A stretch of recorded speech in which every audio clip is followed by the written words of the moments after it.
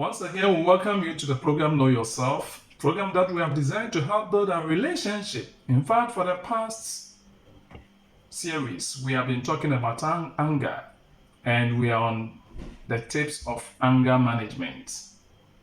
The last time we met, we gave you the very first part. Today, we want to continue from there, but still, as much as it depends on you, taking conscious efforts is important to live peacefully with individuals.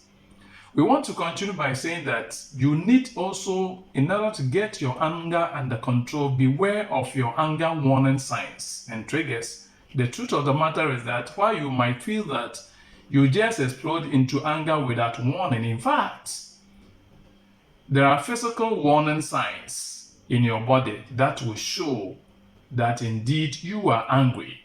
Becoming aware of those signs as an individual will help you know when you are about getting angry.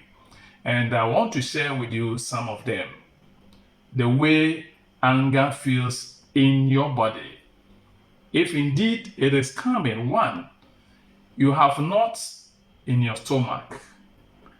Two, clenching your hands or jaw.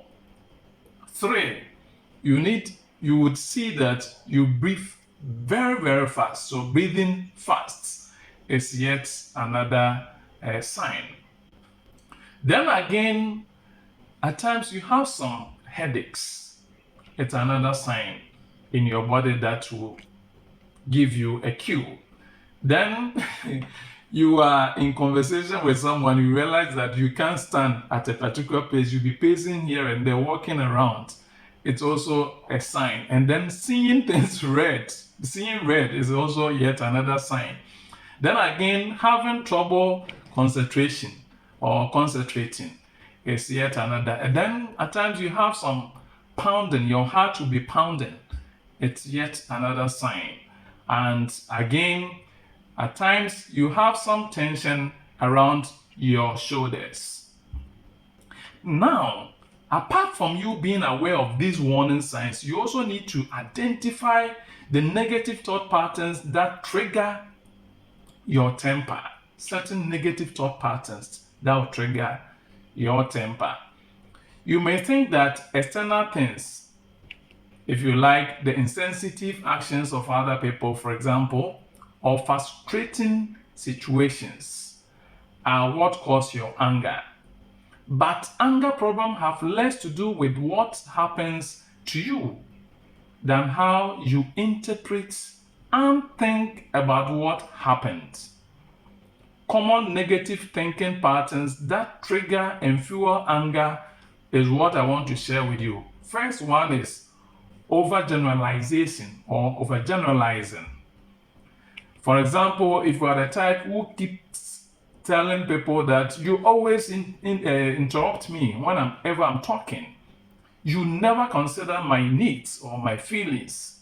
You keep overgeneralizing things. Everyone in this house, everyone in this company, everyone at this very place disrespect me. These are overgeneralization. Yet another sign that you should know could trigger and fuel anger in you is obsession or obsessing on shoulds and musts.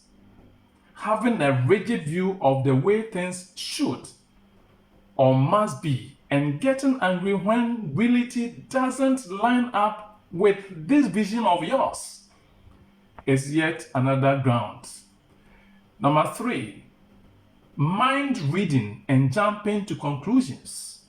You read people's minds, and anytime something happens, you try to jump into conclusion, assuming you know what someone else is thinking or feeling all the time, that he or she intentionally upset you, ignored your wishes, or disrespected you.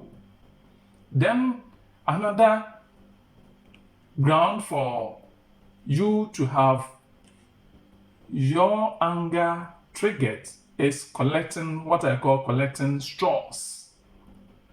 Looking for things to get upset about, usually while overlooking or blowing past anything positive. Letting these small irritations build and build until you reach the final straw and explode, often over something relatively minor. The very last thing that I want to discuss with you as we're looking at common or negative thinking patterns that trigger and fuel anger in you is blaming. The almighty blaming. Of course, in a relationship, we try to blame a lot. When anything bad happens or something goes wrong in the relationship, at the workplace, or wherever, it's always someone else's fault, not yours. You blame others for the things that happen to you rather than taking responsibility for your own life and your action. That is a ground. And so we thank you once again for your time today.